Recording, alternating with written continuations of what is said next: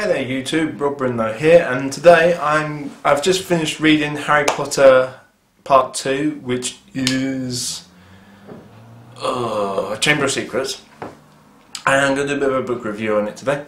Thoroughly enjoyed it. I finished it, like I said, today around sort of 1 o'clock from UK time, if that, in case you're ever wondering. It took me about a week to read because I was kind of reading on and off and such. One of the things I have noticed is that just how different it is to the film, to the actual book, the original writing in the book. So for instance, the scene where Aragog comes in is slightly different. So in the film they come across that hive very quickly. In this version they actually get picked up by a couple of the spiders and then dragged there to the actual, well, dome, I suppose you can call it. The second one is the fight between Harry and the basilisk at the very end is actually a lot shorter, but I can kind of understand why. Excuse me. For instance, in the film, the actual Chamber of Secrets itself has obviously the big statue at the back and then that massive puddle of water, and the statue's just a giant head, but in this version it's actually, you know, a 100-metre high statue, so I can kind of understand why they had to cut that bit out, plus why they didn't add it to the film, because it probably would have taken forever to do, and actually build up a set to do that.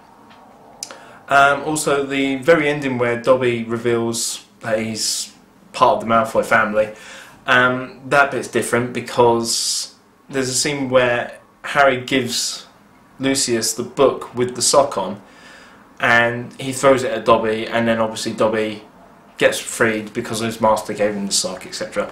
And then he gets blasted away. But in the film, the sock is inside the book, well, Tom Riddle's old diary, and that still happens. But then at the end, when Dobby gets freed, Lucius then threatens Harry by pulling out his wand. I'm not being disgusting.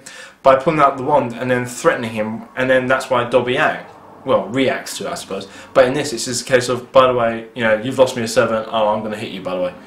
So, you know, thoroughly enjoyed the book. I'm still actually liking the books more than the films now, because I have seen all the films and they are very good. It's just the fact that I think that the books are now working in better detail, and you kind of understand the professors and the characters better. Also, the scene where they're in the Chamber of Secrets and